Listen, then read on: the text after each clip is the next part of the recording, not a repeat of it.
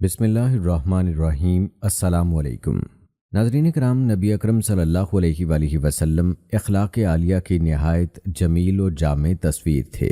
آپ صلی اللہ علیہ وآلہ وسلم کی تمام صفات حمیدہ کا احاطہ تو ناممکن ہے۔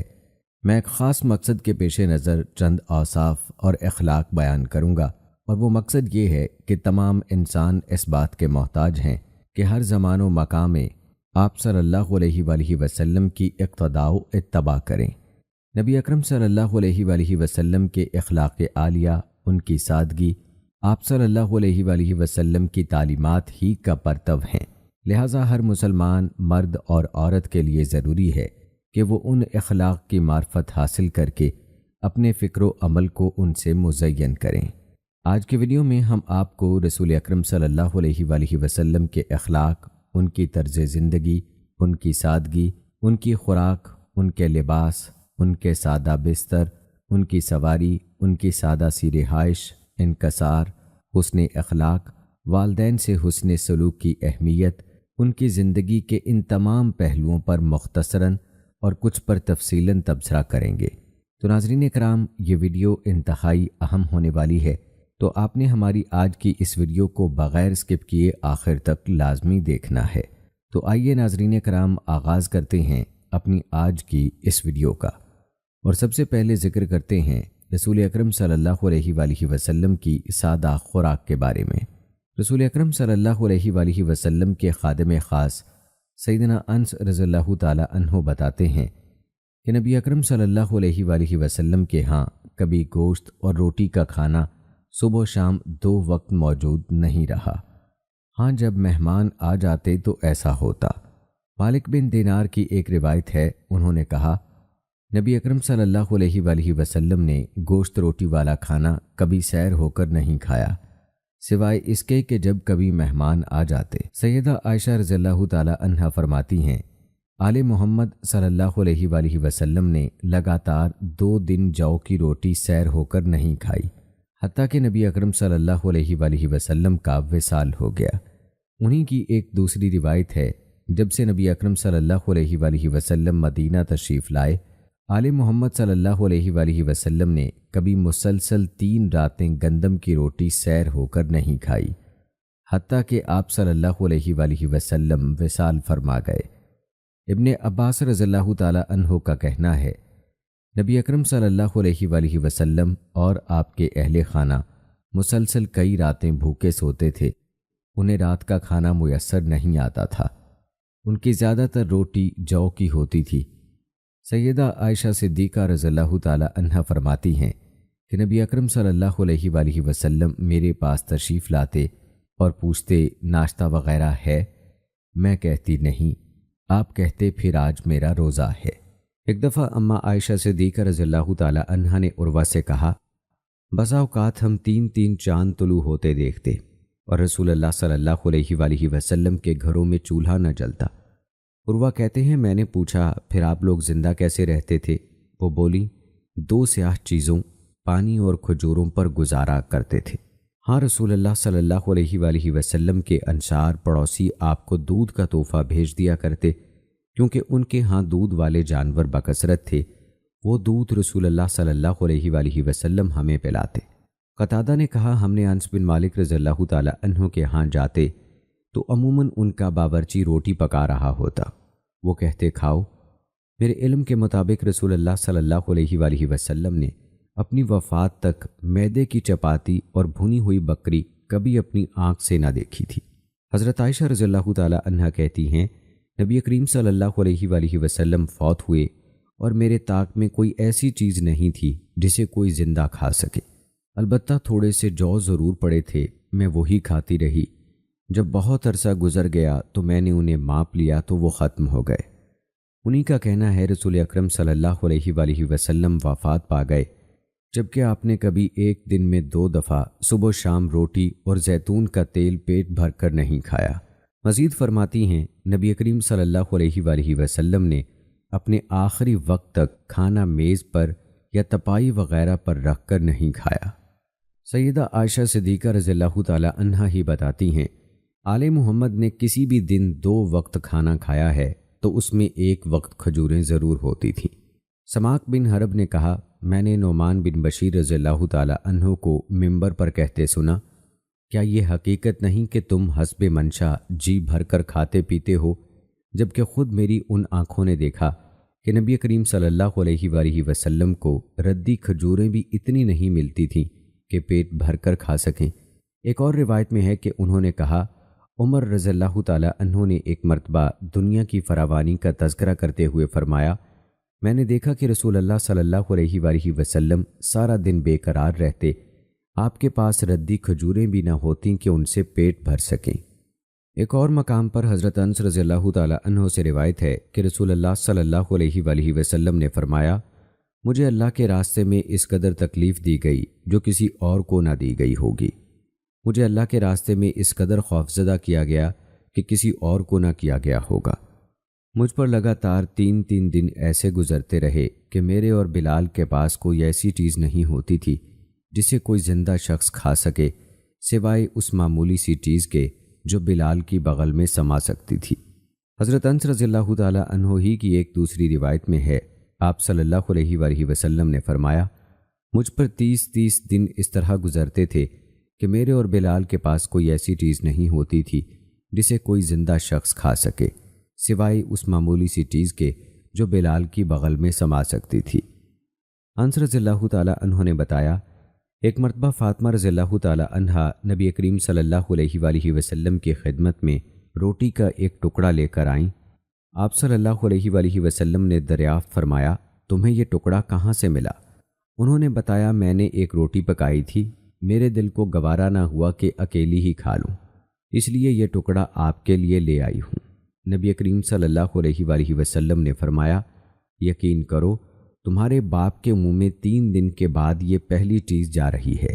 رسول اللہ صلی اللہ علیہ وآلہ وسلم فوت ہوئے جبکہ آپ کی زرہ ایک یہودی کے ہاں 30 سا تقریباً 1.5 من جو کے عوض گروی رکھی ہوئی تھی۔ ابو الشیخ نے حضرت انس رضی اللہ تعالی عنہ کی حدیث بیان کی ہے کہ رسول اللہ صلی اللہ علیہ وآلہ وسلم نے اپنی وفات سے 3 دن پہلے تک سرخ گندم کی روٹی کبھی پیٹ بھر کر نہیں کھائی۔ رسول اللہ صلی اللہ علیہ وآلہ وسلم فوت ہوئے جبکہ آپ صلی اللہ علیہ وآلہ وسلم کی زرہ ایک یہودی کے ہاں کچھ غلے کے عوض گروی رکھی تھی۔ یہ غلہ آپ نے اپنے اہل خانہ کے لیے منگایا تھا۔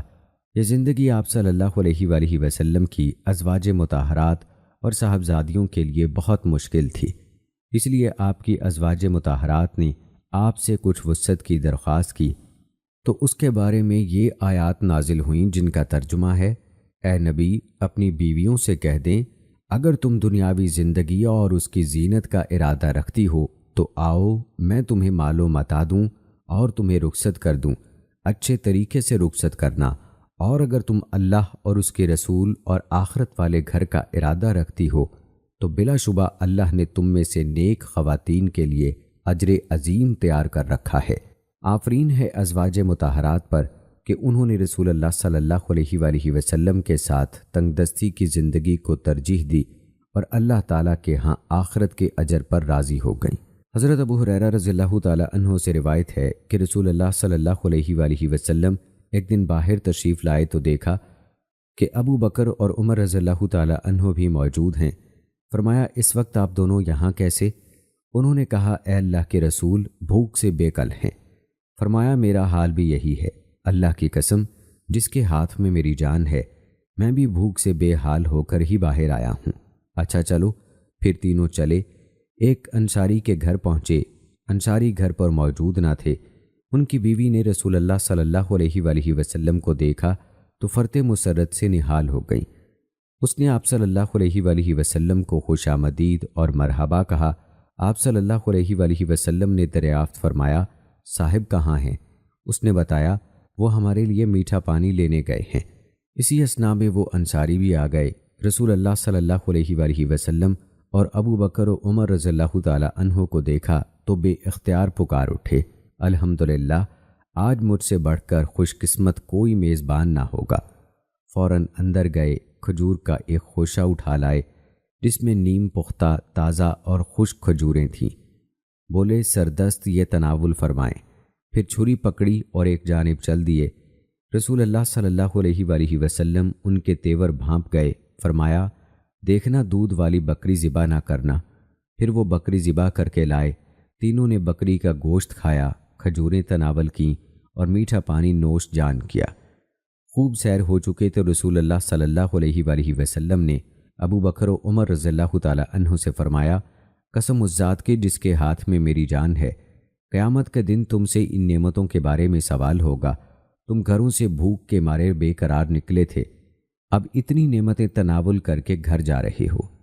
غزوہ خندق کے واقعات میں ہم بتا چکے ہیں کہ سیدنا جابر بن عبداللہ رضی اللہ تعالی عنہ نے رسول اللہ صلی اللہ علیہ وآلہ وسلم کے چہرہ انور پر بھوک کے آثار دیکھے تھے۔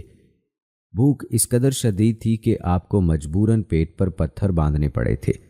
وہ برداشت نہ کر سکے، انہوں نے فوراً آپ کے لیے جو کی روٹی اور کچھ گوشت تیار کیا اور آپ کو دعوت دی۔ اللہ تعالیٰ نے ایسا معجزہ دکھایا کہ وہ تھوڑا سا کھانا خندق کھودنے والے تمام صحابہ کے لیے کافی ہو گیا۔ ابو مسعود انصاری رضی اللہ تعالیٰ عنہ سے روایت ہے کہ انصار میں سے ایک آدمی کا نام ابو شعیب تھا، اس کا ایک غلام گوشت بنایا کرتا تھا۔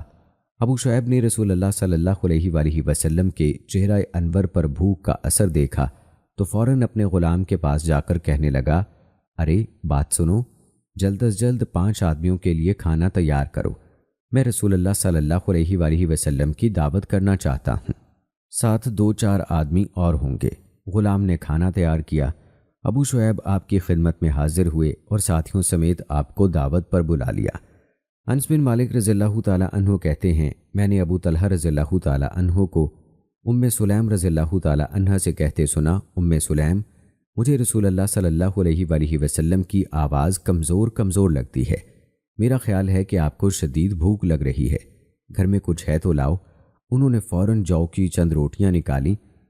روایت سے معلوم ہوتا ہے کہ رسول اللہ صلی اللہ علیہ وآلہ وسلم کو جب اس تھوڑے سے کھانے کی دعوت دی گئی تو آپ صلی اللہ علیہ وآلہ وسلم نے مسجد میں موجود تمام لوگوں کو بھی بلا لیا۔ حالانکہ کھانا صرف آپ کے لیے تیار کیا گیا تھا، آپ کے 70-80 ساتھیوں نے بھی وہ کھانا کھایا اور خوب سیر ہو کر کھایا، لیکن وہ کھانا اتنی ہی مقدار میں جوں کا توں باقی بچا رہا۔ حضرت ابو ہریرہ رضی اللہ تعالی عنہ کا بیان ہے کہ ایک آدمی رسول اللہ صلی اللہ علیہ وآلہ وسلم کی خدمت میں حاضر ہوا اور عرض کرنے لگا، ناقابل برداشت بھوک لگی ہے۔ آپ نے اپنی ایک زوجہ مطہرہ کے پاس پیغام بھیجا، جواب آیا، قسم اس ذات کی جس نے آپ کو سچا نبی بنا کر بھیجا، میرے ہاں پانی کے سوا کوئی چیز نہیں۔ آپ نے دوسری زوجہ مطہرہ کی طرف پیغام بھیجا، وہاں سے بھی یہی جواب آیا، حتیٰ کہ تمام ازواج مطہرات نے یہی فرمایا، پانی کے علاوہ گھر میں کوئی چیز نہیں۔ آپ نے فرمایا، آج رات کون اس کی مہمان نوازی کرے گا، اللہ اس پر رحم کرے۔ ایک انصاری اٹھا اور بولا، اے اللہ کے رسول، میں یہ سعادت حاصل کروں گا۔ پھر وہ اسے اپنے گھر لے گیا اور اپنی بیوی سے پوچھا، مہمان کے لیے کوئی چیز ہے؟ وہ بولی، نہیں، صرف بچوں کی خوراک ہے۔ انصاری نے کہا، بچوں کو بہلا پھسلا کر سلا دینا، پھر جب مہمان آئے تو کسی بہانے چراغ بجھا دینا تاکہ مہمان سمجھے کہ یہ بھی ہمارے ساتھ کھانا کھا رہے ہیں۔ ایسا ہی کیا گیا، مہمان آ کر بیٹھ گیا، بیوی چراغ درست کرنے کے بہانے اٹھی اور چراغ گل کر دیا۔ میزبان پاس بیٹھے منہ ہلاتے رہے اور مہمان کھاتا رہا۔ جب صبح اللہ کے رسول صلی اللہ علیہ وآلہ وسلم کی خدمت میں حاضری ہوئی تو آپ نے بطور تحسین فرمایا، رات تم نے مہمان کے ساتھ جو سلوک کیا اس پر اللہ تعالیٰ بہت خوش ہوا ہے۔ ایک روایت میں ہے کہ یہ آیت اسی موقع پر نازل ہوئی جس کا ترجمہ ہے، اور وہ دوسروں کو اپنے آپ پر ترجیح دیتے ہیں خواہ انہیں سخت حاجت ہو۔ صحیح مسلم کی ایک روایت میں ہے کہ رسول اکرم صلی اللہ علیہ وآلہ وسلم کی ایک دفعہ مقداد اور ان کے 2 ساتھی مہمان بنے۔ رسول اللہ صلی اللہ علیہ وآلہ وسلم کے پاس ان کی مہمانی کے لیے بکریوں کے دودھ کے سوا کوئی چیز نہ تھی۔ حضرت ابو ہریرہ رضی اللہ تعالی عنہ سے روایت ہے کہ میں رسول اللہ صلی اللہ علیہ وآلہ وسلم کی خدمت میں پہنچا تو آپ بیٹھ کر نماز پڑھ رہے تھے۔ مجھے بڑی تشویش ہوئی، میں نے آپ صلی اللہ علیہ وآلہ وسلم سے پوچھا، اللہ کے رسول، آپ کو کیا ہوا؟ آپ صلی اللہ علیہ وآلہ وسلم نے جواب دیا، بھوک۔ میں رونے لگا۔ آپ صلی اللہ علیہ وآلہ وسلم نے فرمایا، ابو ہریرہ مت رو، دنیا میں بھوکا رہنے والے کو قیامت کے دن بھوک نہیں لگے گی، بشرط یہ کہ وہ اس بھوک میں اللہ تعالیٰ سے ثواب کا طالب ہو۔ یہاں اس بات کی وضاحت ضروری ہے کہ ابو طلحہ رضی اللہ تعالی عنہ کی طرف منسوب یہ روایت کسی قابل حجت سند سے روایت نہیں ہوئی کہ ہم نے رسول اللہ صلی اللہ علیہ وآلہ وسلم سے بھوک کی شکایت کی اور اپنے پیٹ ننگے کر کے دکھائے جن پر ایک ایک پتھر باندھا تھا۔ رسول اللہ صلی اللہ علیہ وآلہ وسلم نے اپنے بطن مبارک سے کپڑا ہٹایا تو اس پر 2 پتھر بندھے تھے۔ واضح رہے کہ اس کی سند میں ایک راوی سیار بن حاتم انزری ضعیف ہے۔ ابو طلحہ کے طعام کا واقعہ جو انس رضی اللہ تعالی عنہ سے روایت ہے، اس کی ایک سند میں یہ الفاظ ہیں: ایک دن میں رسول اللہ صلی اللہ علیہ وآلہ وسلم کی خدمت میں حاضر ہوا۔ میں نے دیکھا کہ آپ صحابہ کے ساتھ بیٹھے باتیں کر رہے ہیں اور آپ صلی اللہ علیہ وآلہ وسلم نے اپنے بطن مبارک پر کپڑا باندھ رکھا ہے۔ جابر رضی اللہ تعالی عنہ نے کہا، رسول اللہ صلی اللہ علیہ وآلہ وسلم نے خندق کی کھدائی کے دوران جب ایک چٹان کو ریزہ ریزہ کیا تھا تب آپ نے اپنے پیٹ پر ایک پتھر باندھ رکھا تھا۔ دوستو، اسی طرح سے نبی کریم صلی اللہ علیہ وآلہ وسلم کا بستر اور سواری، ان میں بھی نبی کریم صلی اللہ علیہ وآلہ وسلم کی سادگی جھلکتی ہے۔ حضرت عائشہ صدیقہ رضی اللہ تعالی عنہا نے فرمایا، رسول اللہ صلی اللہ علیہ وآلہ وسلم کا بستر جس پر آپ سویا کرتے تھے رنگا ہوا چمڑا تھا جس میں کھجور کی چھال بھری ہوئی تھی۔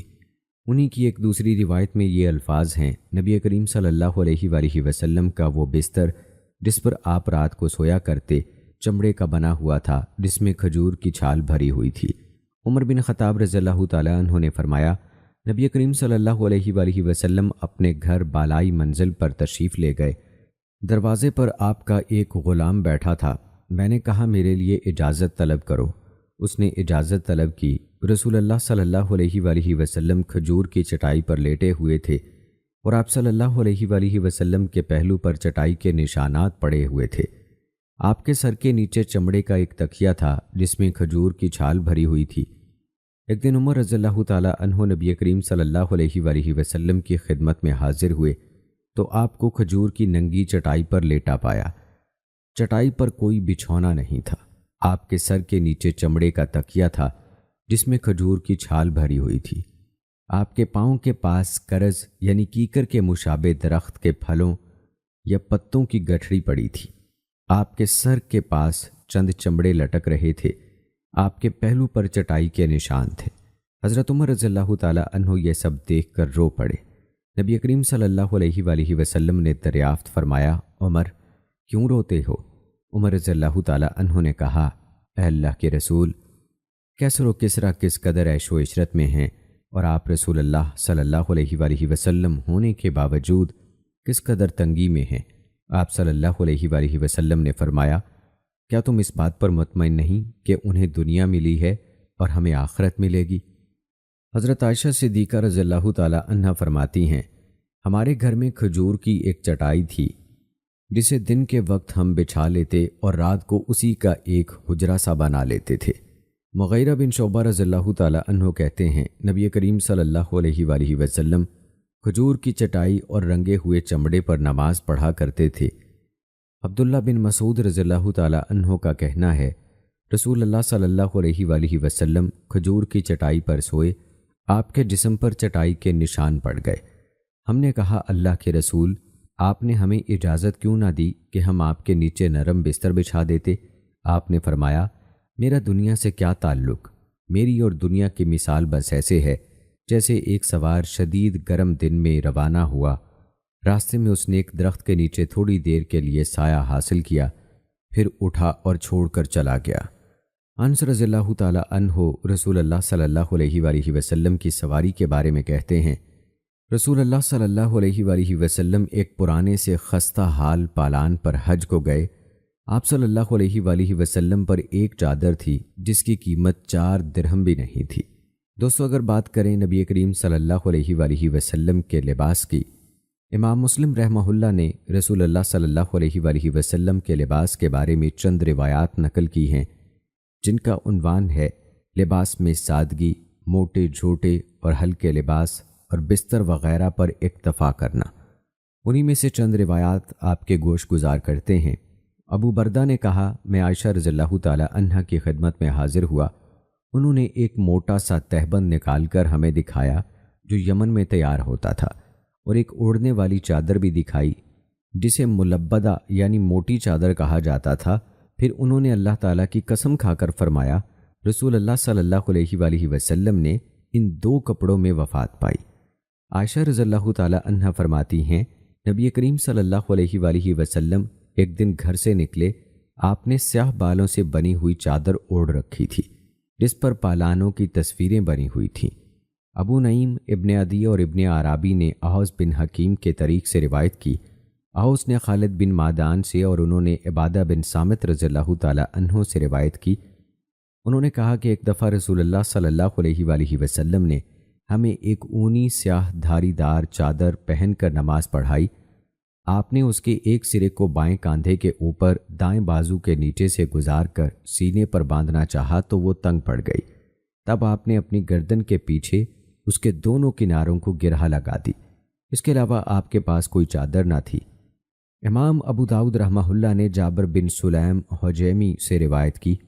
انہوں نے کہا، میں اللہ کے رسول صلی اللہ علیہ وآلہ وسلم کی خدمت میں حاضر ہوا تو آپ ایک سیاہ اونی چادر کے ساتھ گوٹھ مارے بیٹھے تھے اور اس چادر کے کنارے آپ کے پاؤں پر لٹک رہے تھے۔ ابن عساکر نے عائشہ رضی اللہ تعالی عنہا سے روایت کی۔ انہوں نے بتایا کہ رسول اللہ صلی اللہ علیہ وآلہ وسلم کے کپڑے کا طول 4 ہاتھ اور 1 بالشت ہوتا تھا اور عرض 1 ہاتھ اور 1 بالشت۔ رسول اللہ صلی اللہ علیہ وآلہ وسلم کی مبارک زندگی ہر پہلو سے سادگی کی تصویر تھی۔ آپ نے فرمایا تھا، یقیناً سادگی ایمان سے ہے۔ رسول اللہ صلی اللہ علیہ وآلہ وسلم نے دنیا کی بے وقتی کو خوب واضح کیا۔ جابر رضی اللہ تعالی عنہ سے روایت ہے کہ اللہ کے رسول صلی اللہ علیہ وآلہ وسلم بالائی مدینہ سے آتے ہوئے بازار سے گزرے۔ آپ کے ارد گرد بہت سے لوگ تھے۔ آپ کا گزر بکری کے ایک مردار بچے کے پاس سے ہوا۔ اس کے کان چھوٹے چھوٹے تھے۔ آپ نے اس کا کان پکڑ کر فرمایا، تم میں سے کون اسے 1 درہم میں لینے پر راضی ہے؟ لوگوں نے کہا، ہم تو اسے 1 پیسے میں لینے کے بھی روادار نہیں، بھلا اس کا کیا فائدہ ہے؟ آپ نے دریافت فرمایا، اچھا تم ایسا جانور مفت لینے پر تیار ہو؟ لوگوں نے کہا، اگر یہ زندہ ہوتا تب بھی یہ عیب دار شمار ہوتا، کیونکہ اس کے کان بہت چھوٹے ہیں اور اب تو یہ مرا ہوا ہے۔ آپ صلی اللہ علیہ وآلہ وسلم نے فرمایا، اللہ کی قسم، اللہ تعالیٰ کے نزدیک دنیا اس مردار سے بھی کم حیثیت ہے۔ رسول اللہ صلی اللہ علیہ وآلہ وسلم نے فرمایا، دنیا مومن کے لیے قید خانہ اور کافر کے لیے جنت ہے۔ مزید فرمایا، دنیا اللہ تعالیٰ کے ہاں مچھر کے پر کے برابر بھی حیثیت رکھتی تو وہ کسی کافر کو دنیا میں پانی کا ایک گھونٹ پینے کو نہ دیتا۔ رسول اللہ صلی اللہ علیہ وآلہ وسلم نے ایک موقع پر فرمایا، تونگری سامان کی کثرت سے نہیں ہوتی، اصل تونگری تو دل کی بے نیازی ہے۔ نبی کریم صلی اللہ علیہ وآلہ وسلم کا ارشاد ہے، دنیا میں انسان ان 3 چیزوں کے سوا کسی چیز کا حقدار نہیں۔ گھر چیز میں وہ رہ سکے، اتنا کپڑا جس سے اپنا تن ڈھانپ سکے، روکھی سوکھی روٹی اور پانی۔ عبداللہ بن مسعود رضی اللہ تعالی عنہ سے روایت ہے، انہوں نے کہا، رسول اللہ صلی اللہ علیہ وآلہ وسلم ایک چٹائی پر سو کر اٹھے تو آپ کے پہلو پر چٹائی کے نشانات تھے۔ ہم نے کہا، اے اللہ کے رسول صلی اللہ علیہ وآلہ وسلم، کیا ہی بہتر ہو اگر ہم آپ کے لیے ایک نرم سا بستر بنا دیں؟ آپ صلی اللہ علیہ وآلہ وسلم نے فرمایا، میرا دنیا سے کیا تعلق؟ دنیا میں میری مثال تو اس مسافر جیسی ہے جو تھوڑی دیر کے لیے کسی درخت کے سائے تلے ٹھہرتا ہے، پھر اسے چھوڑ کر اپنی راہ لیتا ہے۔ اور دوستو، صرف لباس ہی نہیں، صرف بستر ہی نہیں، بلکہ رہائش بھی سادہ تھی۔ ہم اس سے پہلے آپ کی ازواج مطہرات کے کمروں کی کیفیت آپ کو بتا چکے ہیں۔ گھروں کی تعمیر پر زیادہ مال خرچ کرنے کی مذمت میں آپ صلی اللہ علیہ وآلہ وسلم کا ارشاد ہے، انسان کو ہر کام میں مال خرچ کرنے پر اجر ملتا ہے سوائے گھر کی تعمیر کرنے کے۔ ایک روایت میں ہے، بلا شبہ مسلمان کو ہر چیز میں جو وہ خرچ کرے اجر دیا جاتا ہے سوائے اس چیز کے جسے وہ مٹی میں ڈال دے، یعنی مکان تعمیر کرے۔ رسول اللہ صلی اللہ علیہ وآلہ وسلم نے اپنی شان میں مبالغہ آرائی سے منع کرتے ہوئے فرمایا، میری شان میں مبالغہ آرائی نہ کرنا، جس طرح نصارہ نے عیسیٰ ابن مریم علیہ السلام کے ساتھ کیا۔ میں تو صرف اللہ کا بندہ ہوں، لہٰذا مجھے اللہ کا بندہ اور اس کا رسول ہی کہو۔ انس رضی اللہ تعالیٰ عنہ سے روایت ہے کہ ایک عورت کی عقل میں کچھ خرابی تھی۔ وہ ایک دن کہنے لگی، اللہ کے رسول صلی اللہ علیہ وآلہ وسلم، مجھے آپ سے ایک ضروری کام ہے۔ آپ نے فرمایا، اللہ کی بندی، مدینہ منورہ کی جس گلی میں بھی تمہیں کام ہے میں تمہارے ساتھ جانے کو تیار ہوں۔ پھر آپ اس کے ساتھ ایک گلی میں گئے اور اس کا کام کیا۔ امام نووی رحمہ اللہ اس حدیث کی شرح میں لکھتے ہیں، اس کا مطلب یہ ہے کہ آپ صلی اللہ علیہ وآلہ وسلم اس کے ساتھ چلتے چلتے راستے میں ایک جگہ کھڑے ہو گئے تاکہ آپ اس کی بات علیحدگی میں سن کر اسے جواب دیں۔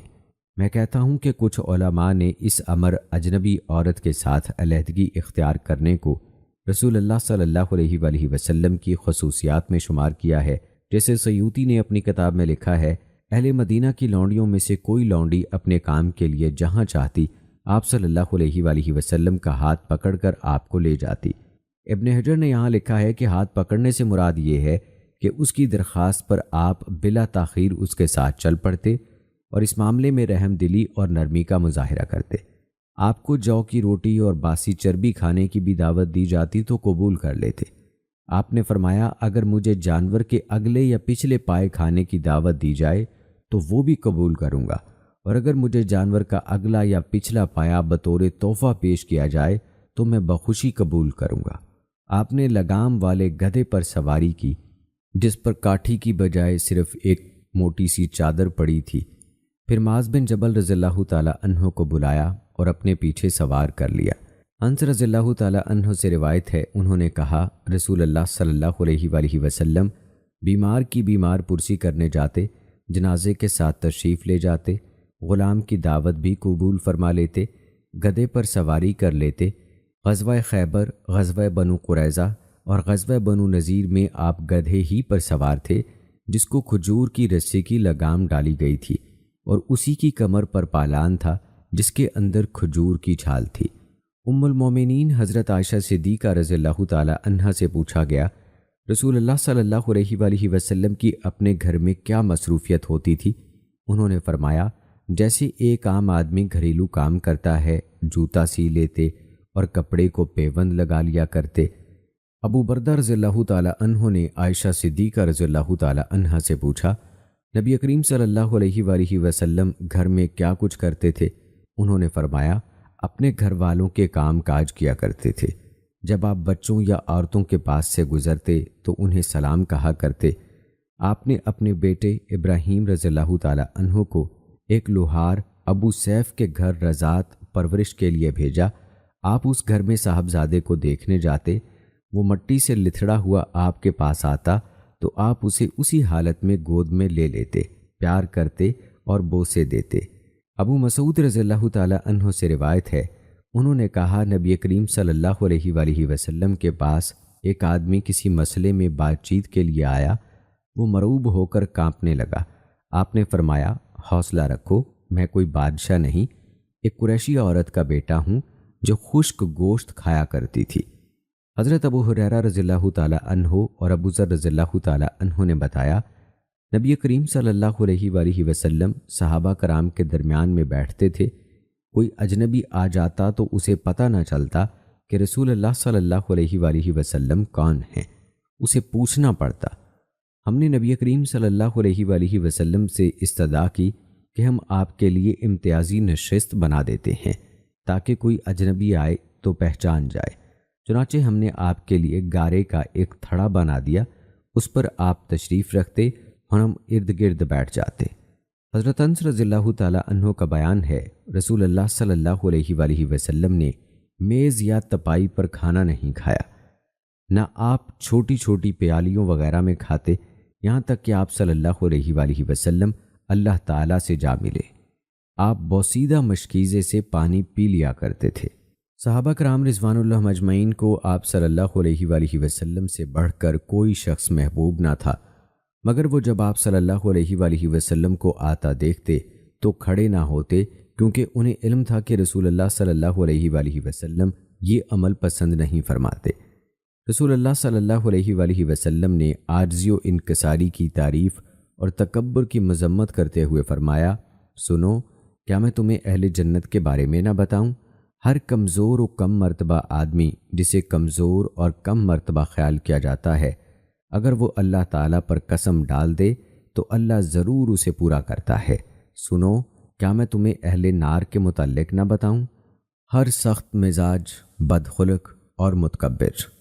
رسول اللہ صلی اللہ علیہ وآلہ وسلم نے مزید فرمایا، اور جو کوئی اللہ کے لیے انکساری کرتا ہے اللہ اسے بلند کر دیتا ہے۔ چونکہ بڑائی اور کبریائی اللہ تعالیٰ کی صفات میں سے ہے، اللہ تعالیٰ نے اسے اپنے مومن بندوں کے لیے حرام قرار دیا ہے۔ رسول اللہ صلی اللہ علیہ وآلہ وسلم نے اس کے بارے میں فرمایا، عزت اللہ تعالیٰ کا تہبند اور بڑائی اس کی چادر ہے۔ اللہ نے فرمایا، جو مجھ سے چھینا جھپٹی کرے میں اسے عذاب دوں گا۔ دوستو، یہ تھا تذکرہ حضور نبی کریم صلی اللہ علیہ وآلہ وسلم کی سادگی کا۔ آئیے اب تذکرہ کرتے ہیں نبی کریم صلی اللہ علیہ وآلہ وسلم کے حسن اخلاق کا۔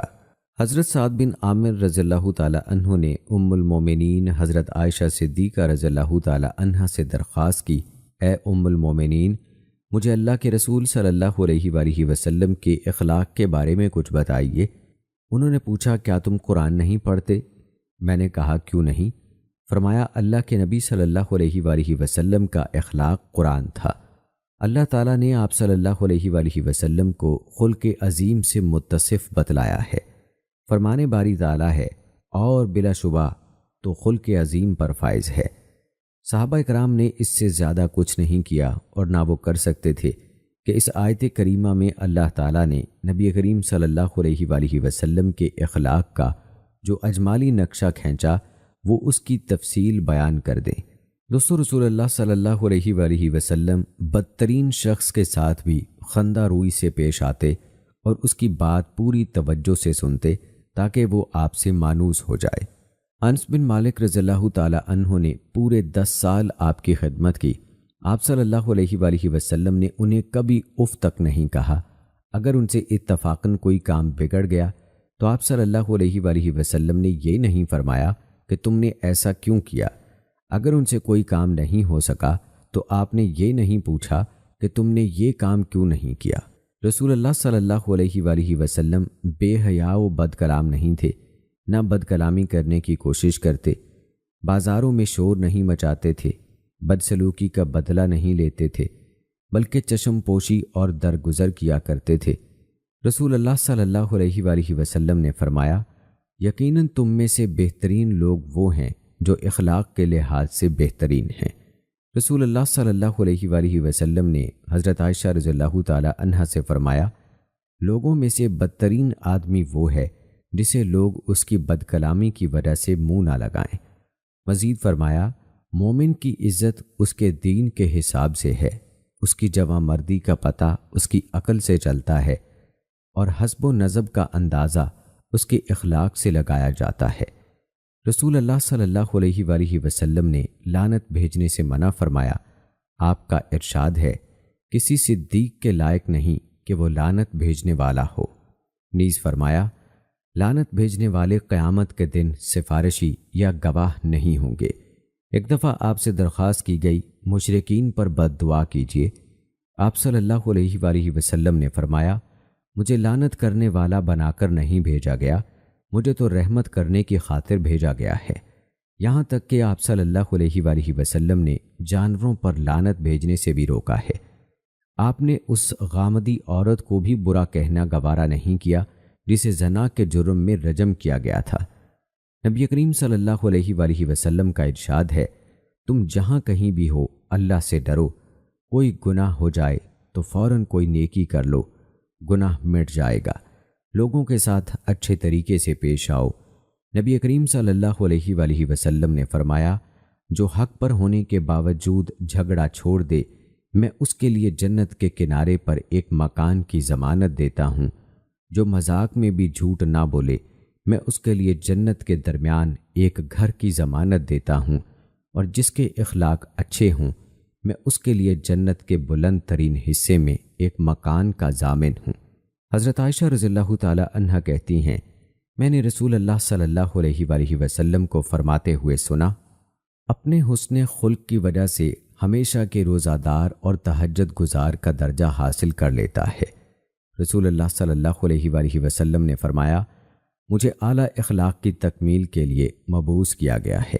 نیز فرمایا، قیامت کے دن میرے نزدیک سب سے محبوب اور سب سے قریب وہ لوگ ہوں گے جو تم میں سب سے اچھے اخلاق والے ہیں، اور قیامت کے دن میرے نزدیک سب سے ناپسندیدہ اور مجھ سے دور وہ لوگ ہوں گے جو تم میں سے پاتونی، چبا چبا کر باتیں کرنے والے اور متفاحقون ہیں۔ پوچھا گیا متفاحقون کون ہیں؟ آپ صلی اللہ علیہ وآلہ وسلم نے فرمایا، تکبر کرنے والے۔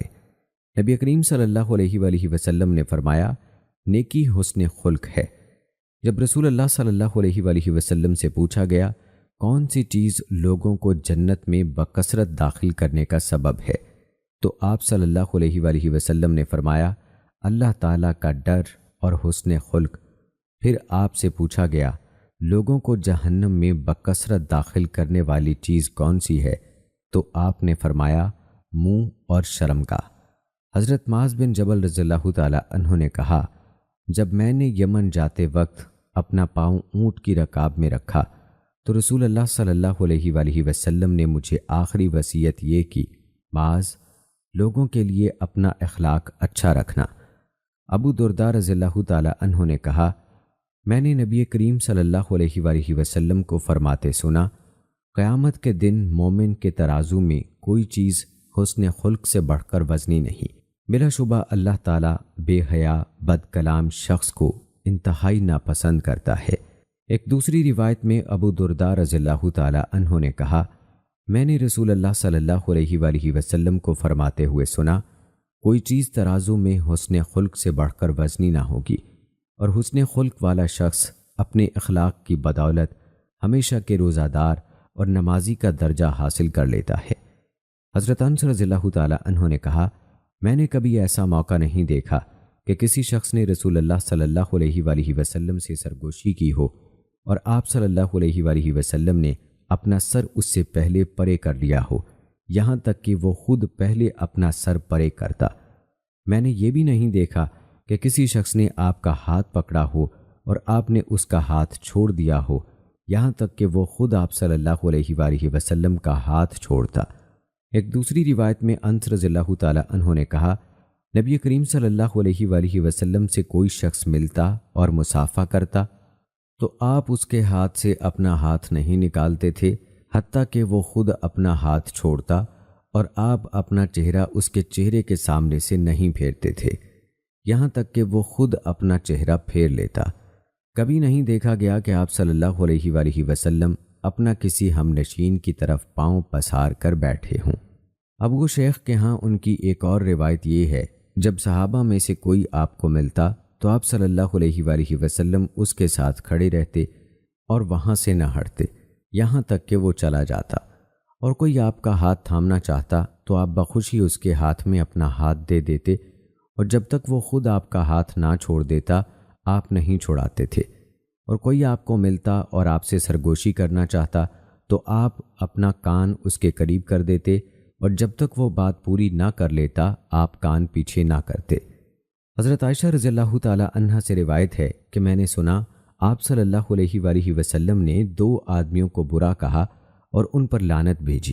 مجھے آپ کے الفاظ سے ان کے بارے میں عذاب کا خطرہ محسوس ہوا۔ آپ صلی اللہ علیہ وآلہ وسلم نے حضرت عائشہ رضی اللہ تعالیٰ عنہا سے فرمایا، کیا تمہیں معلوم نہیں کہ میں نے اس کے بارے میں اپنے رب سے کیا طے کر رکھا ہے؟ میں نے کہا، اے اللہ، میں ایک انسان ہی ہوں، میں کسی مسلمان پر لعنت بھیج دوں یا برا کہہ دوں تو اسے اس کے لیے گناہوں کی بخشش اور باعث اجر بنا دے۔ دوستو، رسول اللہ صلی اللہ علیہ وآلہ وسلم کے کمال اخلاق کی ایک مثال یہ ہے کہ آپ نے والدین سے حسن سلوک کے بارے میں بڑی تاکید کی ہے اور اس نیکی کی بہت عظمت بیان کی ہے۔ جب عبداللہ بن مسعود رضی اللہ تعالیٰ عنہ نے آپ سے پوچھا اللہ تعالیٰ کے ہاں سب سے پسندیدہ عمل کون سا ہے، تو آپ نے فرمایا وقت پر نماز پڑھنا۔ انہوں نے پوچھا پھر کون سا؟ آپ نے فرمایا والدین سے نیک سلوک کرنا۔ انہوں نے کہا پھر کون سا ہے؟ اللہ کی راہ میں جہاد کرنا۔ معاویہ بن حیدر رضی اللہ تعالیٰ عنہ نے رسول اللہ صلی اللہ علیہ وآلہ وسلم سے پوچھا میں کس سے نیک سلوک کروں؟ فرمایا اپنی والدہ سے۔ میں نے کہا پھر کس سے؟ فرمایا اپنی والدہ سے۔ میں نے کہا پھر کس سے؟ فرمایا پھر اپنے والد سے، پھر قریب ترین سے، پھر اس کے بعد قریب ترین سے۔ معاویہ بن جاہمہ سلمی رضی اللہ تعالی عنہ آپ کے ساتھ جہاد کرنے کی درخواست لے کر حاضر ہوئے اور انہوں نے بہت اصرار کیا۔ رسول اللہ صلی اللہ علیہ وآلہ وسلم کو جب پتہ چلا کہ اس کی والدہ زندہ ہیں تو آپ صلی اللہ علیہ وآلہ وسلم نے فرمایا، تجھ پر افسوس، والدہ کے قدموں سے چمٹا رہ، وہاں جنت ہے۔ انس رضی اللہ تعالی عنہ سے روایت ہے، انہوں نے کہا کہ ایک آدمی رسول اللہ صلی اللہ علیہ وآلہ وسلم کی خدمت میں حاضر ہوا اور بولا، مجھے جہاد کی بڑی تمنا ہے مگر مجھ میں جہاد کرنے کی قدرت نہیں۔ آپ صلی اللہ علیہ وآلہ وسلم نے دریافت فرمایا، تیرے والدین میں سے کوئی زندہ ہے؟ اس نے کہا میری والدہ زندہ ہیں۔ آپ صلی اللہ علیہ وآلہ وسلم نے فرمایا، اس کی خدمت اور اس کے ساتھ حسن سلوک کرتے ہوئے اللہ سے مل۔ اگر تم نے ایسا کیا تو تم حاجی ہو اور عمرہ کرنے والے ہو اور مجاہد ہو۔ جب وہ تم سے راضی ہو جائے تو اللہ سے ڈر اور والدہ کی خدمت کر۔ حضرت عمر بن خطاب رضی اللہ تعالی عنہ نے کہا، میں نے رسول اللہ صلی اللہ علیہ وآلہ وسلم کو فرماتے سنا، تابعین میں سے بہترین ایک شخص ہے جسے اویس کہا جاتا ہے، اس کی والدہ حیات ہوگی، اس کے جسم پر 1 درہم کے بقدر پھل بہری کا نشان ہوگا، اسے کہنا وہ تمہارے لیے مغفرت کی دعا کرے۔ حضرت عمر رضی اللہ تعالی عنہ ہی سے ایک دوسری روایت میں ہے کہ میں نے رسول اللہ صلی اللہ علیہ وآلہ وسلم کو فرماتے سنا، یمن سے آنے والے امدادی لشکروں میں تمہارے پاس اویس بن عامر آئے گا، جس کا تعلق بڑے قبیلے مراد اور چھوٹے کرن سے ہوگا۔ اسے پہلے دور میں پھل بہری رہی ہوگی، 1 درہم کے بقدر جگہ کے علاوہ باقی ٹھیک ہو چکی ہوگی۔ وہ اپنی والدہ سے بہت حسن سلوک کرنے والا ہوگا، اگر وہ اللہ پر قسم ڈال دے تو اللہ اسے پورا کرے گا۔ اگر تم اس سے اپنے لیے دعائے مغفرت کرا سکو تو ضرور کرانا۔ پھر ایسا ہی ہوا۔ پھر انہوں نے حضرت عمر رضی اللہ تعالی عنہ کے لیے دعائے مغفرت فرمائی۔ رسول اللہ صلی اللہ علیہ وآلہ وسلم نے فرمایا، جنت میں داخل ہوا تو وہاں مجھے قرات کی آواز سنائی دی۔ میں نے پوچھا یہ کون ہے؟ مجھے بتایا گیا یہ حارثہ بن نعمان ہے۔ نیک آدمی ایسا ہی ہوتا ہے، نیک آدمی ایسا ہی ہوتا ہے۔ وہ اپنی والدہ کے ساتھ بہت حسین سلوک کرنے والے تھے۔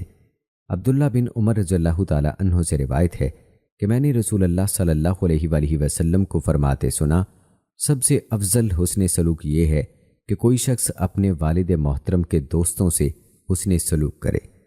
ایک شخص نے درخواست کی، اے اللہ کے رسول، میں نے ایک بڑے گناہ کا ارتکاب کیا ہے، کیا میرے لیے توبہ کی گنجائش ہے؟ رسول اللہ صلی اللہ علیہ وآلہ وسلم نے فرمایا، تمہاری والدہ زندہ ہیں؟ اس نے کہا نہیں۔ آپ نے فرمایا، تمہاری کوئی خالہ ہے؟ اس نے کہا جی ہاں۔ فرمایا اس سے حسن سلوک کرو۔ آپ نے مزید فرمایا، خالہ والدہ کے مرتبے پر ہوتی ہیں۔ رسول اللہ صلی اللہ علیہ وآلہ وسلم نے فرمایا، نیکی اور حسن سلوک کے سوا کوئی چیز انسان کی عمر میں اضافہ نہیں کرتی، اور دعا کے سوا کوئی چیز تقدیر کو روک نہیں سکتی، اور انسان کسی نہ کسی غلطی یا گناہ کا ارتکاب کر کے رزق سے محروم ہو جاتا ہے۔ رسول اللہ صلی اللہ علیہ وآلہ وسلم نے فرمایا، رب کریم کی رضامندی والد کی رضامندی میں ہے، اور رب رحیم کی ناراضگی کا موجب والد کی ناراضگی ہے۔ رسول اللہ صلی اللہ علیہ وآلہ وسلم نے فرمایا، کوئی اپنے والد کو اس کا بدلہ نہیں دے سکتا الا یہ کہ وہ اسے غلام پائے تو خرید کر آزاد کر دے۔ رسول اللہ صلی اللہ علیہ وآلہ وسلم نے غزوہ حنین کے بعد جارانہ کے دن اپنی رضائی والدہ حلیمہ سعدیہ رضی اللہ تعالی عنہا کے لیے اپنی چادر زمین پر بچھا دی تھی۔ رسول اکرم صلی اللہ علیہ وآلہ وسلم اپنی والدہ آمنہ بنت وہب کی قبر کی زیارت کے لیے گئے تو خود بھی روئے اور دوسروں کو بھی رلایا اور فرمایا، میں نے اپنے رب کریم سے ان کے لیے دعائے مغفرت کی اجازت طلب کی تھی لیکن مجھے اجازت نہیں ملی۔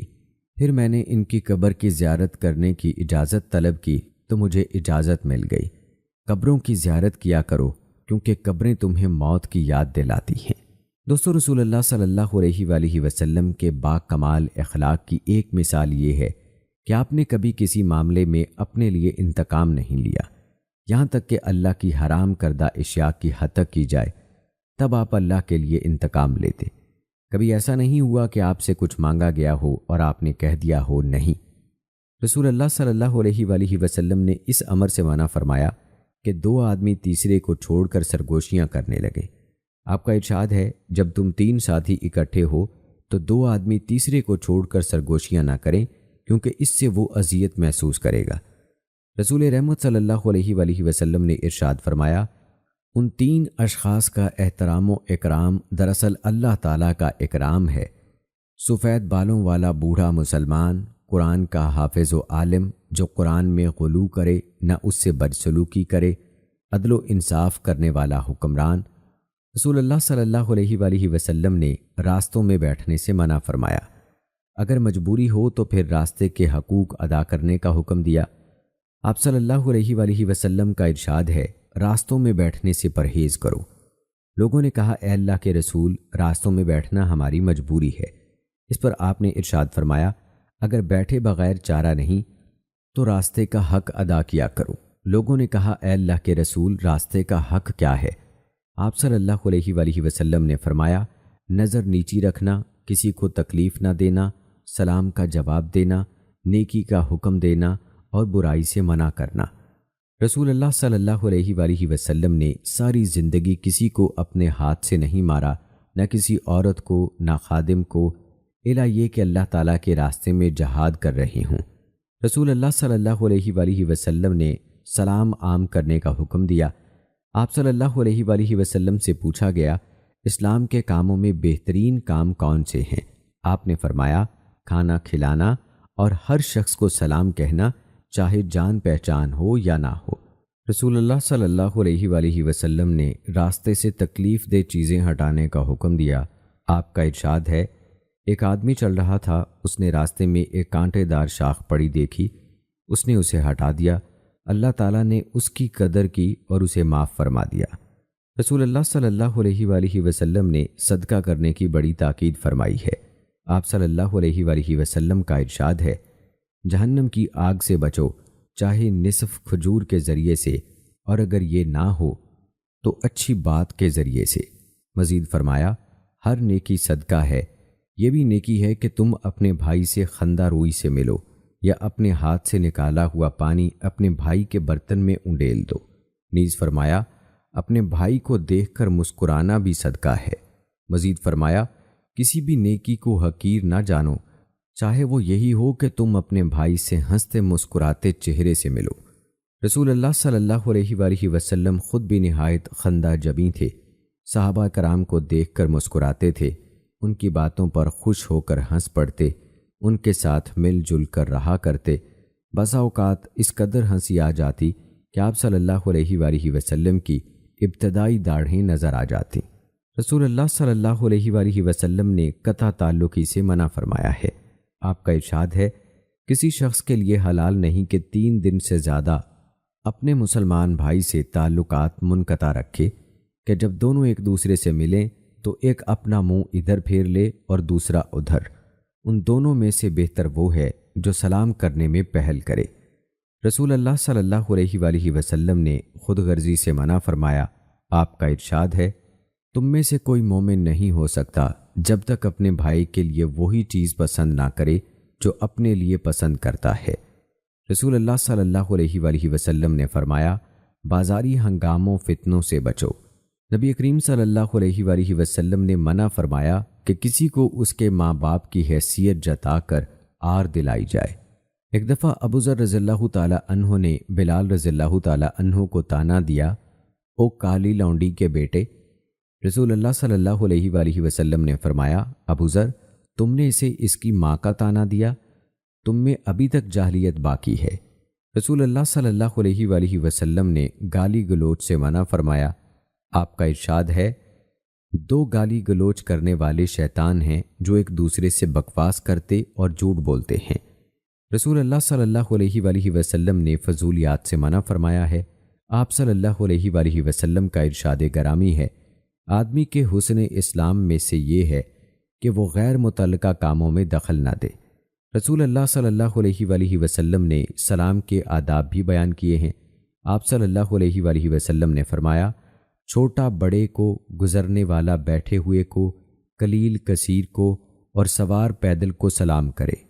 رسول اللہ صلی اللہ علیہ وآلہ وسلم کو یہ بات اچھی لگتی تھی کہ آدمی کو اس کے پسندیدہ ترین نام اور کنیت سے بلائیں۔ رسول اللہ صلی اللہ علیہ وآلہ وسلم نے تاکید کی ہے کہ کوئی شخص دو ساتھیوں کے درمیان ان کی اجازت کے بغیر نہ بیٹھے۔ رسول اللہ صلی اللہ علیہ وآلہ وسلم نے تاجروں کو تقویٰ، نیکی اور سچ بولنے کی تلقین کی۔ آپ نے ان سے خطاب کرتے ہوئے فرمایا، تاجر قیامت کے دن بدکاروں میں اٹھائے جائیں گے مگر جو اللہ تعالیٰ سے ڈرتا، نیکی کرتا اور سچ بولتا ہے۔ نبی کریم صلی اللہ علیہ وآلہ وسلم نے عوام الناس کو بھی سچ بولنے اور جھوٹ سے پرہیز کرنے کی تاکید کی ہے۔ آپ صلی اللہ علیہ وآلہ وسلم کا فرمان ہے، سچ کو اختیار کرو کیونکہ سچ نیکی کا پیش خیمہ ہے اور نیکی جنت کی راہ دکھاتی ہے۔ آدمی سچ بولتا رہتا ہے اور سچ کی تلاش میں رہتا ہے حتیٰ کہ اللہ تعالیٰ کے ہاں اسے صدیق یعنی انتہائی سچا لکھ دیا جاتا ہے۔ جھوٹ سے بچو کیونکہ جھوٹ گناہ کا پیش خیمہ ہے اور گناہ آگ میں لے جاتا ہے۔ آدمی جھوٹ بولتا رہتا ہے اور جھوٹ کے مواقع تلاش کرتا رہتا ہے حتیٰ کہ اللہ تعالیٰ کے ہاں اسے کذاب یعنی انتہائی جھوٹا لکھ دیا جاتا ہے۔ ناظرین کرام، رسول اکرم صلی اللہ علیہ وآلہ وسلم نے تعصب دور کرنے، جماعت کی وحدت قائم رکھنے اور حکمران کی اطاعت کا حکم دیا ہے۔ نبی اکرم صلی اللہ علیہ وآلہ وسلم نے فرمایا، جو شخص امیر کی اطاعت سے نکل گیا اور جماعت سے الگ ہو کر مر گیا وہ جاہلیت کی موت مرا۔